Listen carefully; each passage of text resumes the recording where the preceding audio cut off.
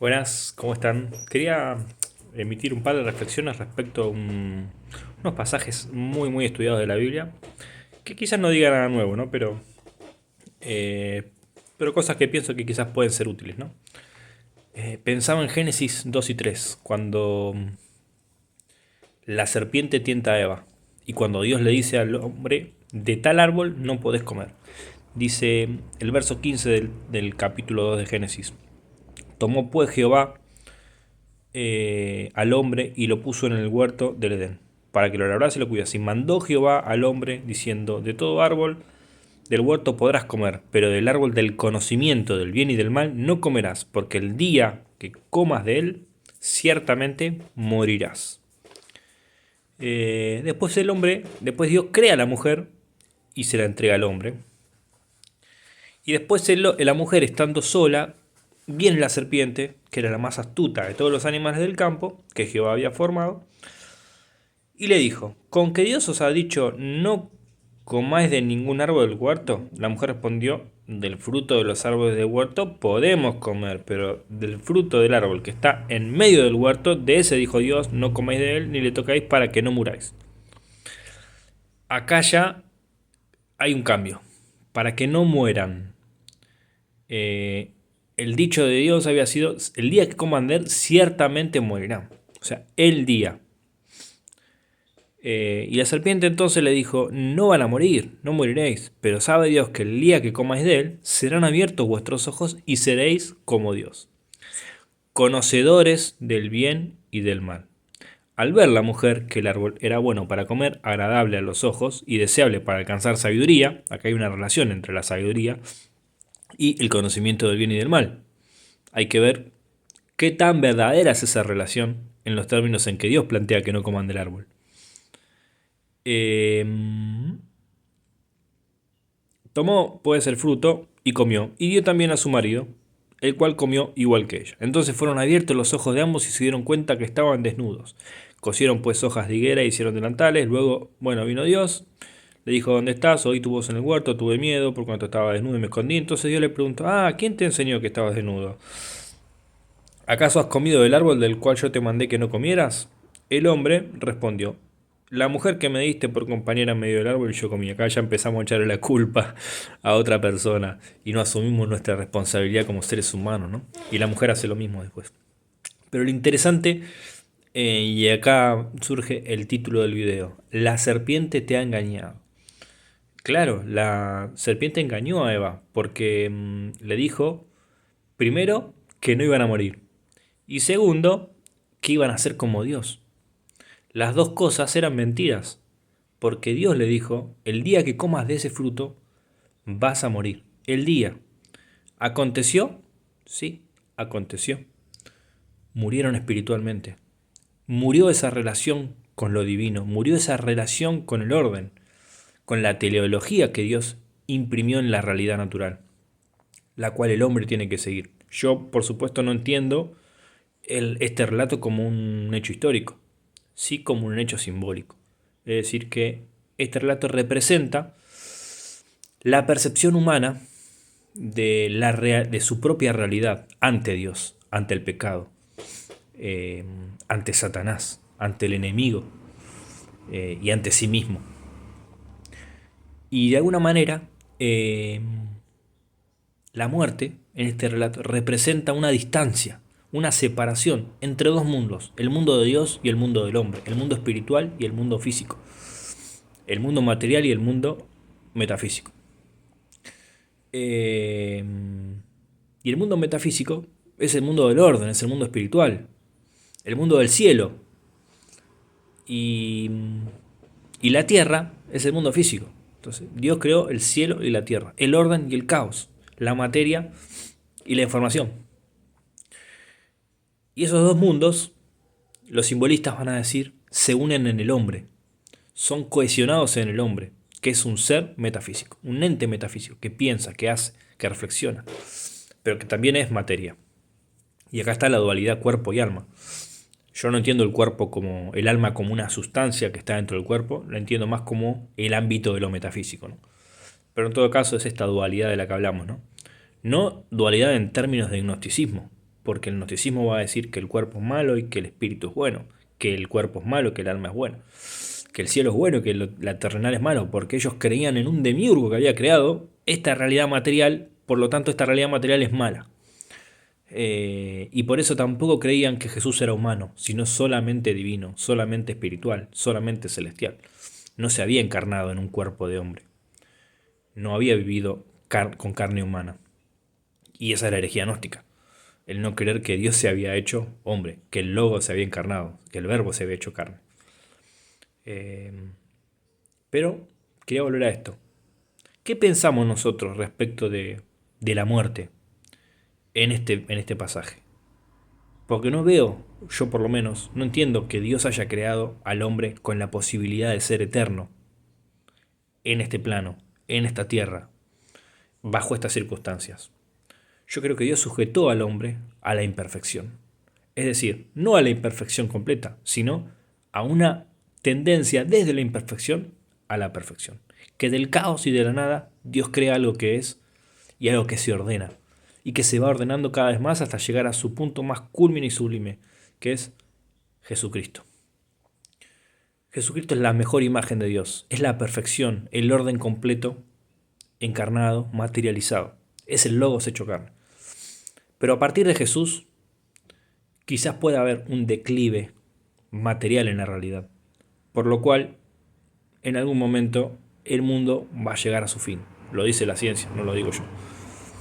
Todo lo que es la materia se va a desgarrar y va a dejar de ser, porque ya no va a haber más energía en movimiento y la materia va a estar desparramada en miles de átomos dispersos y no va a haber nadie para ver eso. Y en ese momento es donde Dios va a liberar y va a restaurar todas las cosas y las va a llevar a una perfección sublime cual nunca ha habido, que solamente Jesús ha representado y lo va a manifestar para que nosotros podamos verlo. Ahí vamos a ver a Jesucristo, ahí vamos a ver el final de los tiempos, ahí vamos a ver el principio de la eternidad. En realidad el principio de la eternidad ya comenzó en la creación, ¿no? Pero vamos a ver lo que dice Pablo, ¿no? Lo perfecto, que va a venir ya no parcialmente, como lo vivimos hoy, con esa tendencia de buscarlo, de acercarnos a Él, sino en plenitud. Vamos a conocer tal cual fuimos conocidos, vamos a experimentar la incorruptibilidad que Dios tiene preparada para nosotros, porque vamos a estar resucitados. Ahora, en este momento, no entiendo que Dios haya creado a Adán o al representante humano de lo que Adán es en el texto, con la posibilidad de ser eterno. Yo creo que ya Dios sujetó de otra manera a corrupción o a imperfección de alguna manera la realidad material, para que el hombre aprenda de ella, ¿no? Pero ¿dónde está también el engaño de la serpiente? Y está acá. Serán abiertos vuestros ojos y seréis como Dios, conocedores del bien y del mal. ¿Cuál es la mentira? Que ya eran como Dios. Eran la imagen de Dios. Dice un erudito que ese texto de hagamos al hombre nuestra imagen y conforme a nuestra semejanza, lo que está diciendo en realidad es hagamos el hombre nuestra imagen, conforme a nuestra semejanza. Es decir, el hombre ya era imagen de Dios, como Jesús, nada más que en el relato, Jesús en la realidad. Y ahí está la diferencia, ¿no? El hombre está sujeto a la esclavitud del pecado. Dios sujetó bajo pecado a todos los hombres para poder tener misericordia de ellos. Entonces el hombre se descubre en este estado de imperfección, en este estado de pecaminosidad. ¿Y qué hace? No se hace cargo. Echa la culpa a la mujer. O la mujer a la serpiente, al enemigo, a Satanás, al acusador, a quien sea, pero no la asume. Y el punto es que en el pecado el hombre se desfigura de la imagen de Dios, deja de expresar la imagen de Dios. Y esa es la mentira, el hombre ya era como Dios en el relato. En la realidad el hombre no puede ser exactamente como Dios, pero sí puede conformarse en una tendencia que exprese su imagen. Es decir, ese perfeccionamiento, esa santificación de la que habla Pablo, en sus cartas en Romanos. Dios está haciendo una obra y es fiel en completarla, dice también en otro texto. Y que estamos siendo transformados a la imagen de su Hijo. La imagen de su Hijo es la imagen de Dios. Cristo es la imagen plena de Dios. En Él habita corporalmente la plenitud de la deidad. Y no hay manifestación de Dios más grande y máxima como la de Él. Entonces, ahí está el punto. Nosotros ya éramos como Dios en algún grado, en algún sentido. Y al pecar, al desobedecer a Dios, hemos perdido un grado de esa semejanza, de ese parecido con Dios. Y el punto crucial también es entender si realmente el árbol en el relato tiene un efecto sobre el hombre, o el mero hecho de desobedecer a Dios es lo que crea en el hombre la sensación de culpa y la experimentación del bien y del mal. Es decir, entrar en esa disyuntiva, en esa experiencia sensorial de la culpa que viene a partir de un acto material, que va contra el orden, contra la metafísica, contra la información que Dios le había dado, contra su palabra, contra la palabra de Dios. Y la palabra de Dios la podemos expresar materialmente, al escribir, etc. Pero no es materia. La única materia que fue palabra de Dios plena es Jesucristo. En Él se ha encarnado el Logos. Y nosotros, lo que tenemos en la Biblia, es una expresión, una interpretación de lo que esa palabra es. Imperfecta, con tendencia a perfeccionarse a lo largo del tiempo, hasta hoy. Muchos teólogos han hablado para mí la palabra de Dios también, no solamente los libros de la Biblia. Y el punto acá, quiero volver a esto de la serpiente, es que a muchos la serpiente los ha engañado. La serpiente te ha engañado si vos creías que el hombre podía ser eterno acá en la tierra, que el hombre no era semejante a Dios y que quería convertirse en algo semejante a Dios por medio del fruto del árbol, por medio del fruto del árbol, del conocimiento, de la ciencia del bien y del mal. Pero no creo que ese árbol tenga algo de especial. Simplemente era un árbol que Dios escogió para que el hombre sea probado y tenga la posibilidad de experimentar esa realidad. Y en algún sentido, Dios ya había determinado todo esto. Y obviamente el relato trata de poner a Dios, obviamente como autoridad porque es el creador, ¿no?